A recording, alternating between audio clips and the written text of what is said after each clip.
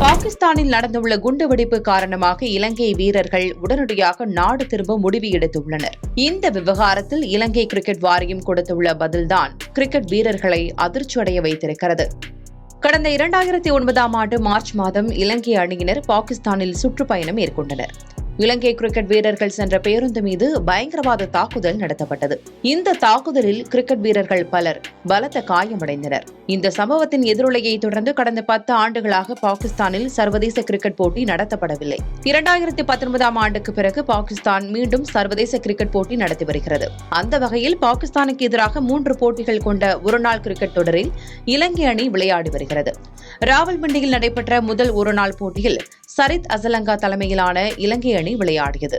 பரபரப்பாக நடைபெற்ற இந்த போட்டியில் முதலில் விளையாடிய பாகிஸ்தான் 299 ரன்கள் அடித்த நிலையில் வெற்றிக்காக போராடிய இலங்கை அணி 293 ரன்கள் அடித்து 6 ரன்கள் வித்தியாசத்தில் தோல்வியை தழுவியது. இதற்கிடையே ராவல்பிண்டி மைதானத்திற்கு அருகே இஸ்லாமாபாத்தில் நடத்தப்பட்ட தற்கொலைப்படை தாக்குதலில் 12 நபர்கள் கொல்லப்பட்டனர். இந்த சம்பவம் நாடு முழுவதும் பெரும் அதிர்வலைகளை ஏற்படுத்தியது. அதேபோல இந்த தாக்குதல் சம்பவம் பாகிஸ்தான் இலங்கை கிரிக்கெட் தொடருக்கான அச்சுறுத்தலாகவும் மாறியுள்ளது.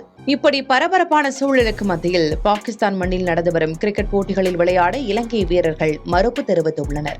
2வது போட்டி இன்று நடைபெறவுள்ள நிலையில் பாதுகாப்பு காரணங்களை காட்டி இலங்கை வீரர்கள் 8 பேர் தங்களின் சொந்த நாடு திரும்ப உள்ளதாக இலங்கை கிரிக்கெட் வாரியத்திற்கு கோரிக்கை வைத்தனர். இந்த விவகாரம் குறித்து இலங்கை கிரிக்கெட் வாரியம் வெளியிட்ட அறிக்கைதான் வீரர்களை அதிர்ச்சியடைய வைத்திருக்கிறது. அந்த அறிக்கையில் பாதுகாப்பு காரணங்களால் நாடு திரும்ப வேண்டும் என வீரர்கள் சிலர் கோரிக்கை விடுத்தனர்.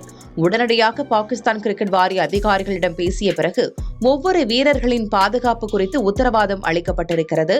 அதனால் வீரர்கள் தொடரை இருந்து முடித்துவிட்டு வருமாறு கேட்டுக் கொள்ளப்படுகின்றனர்.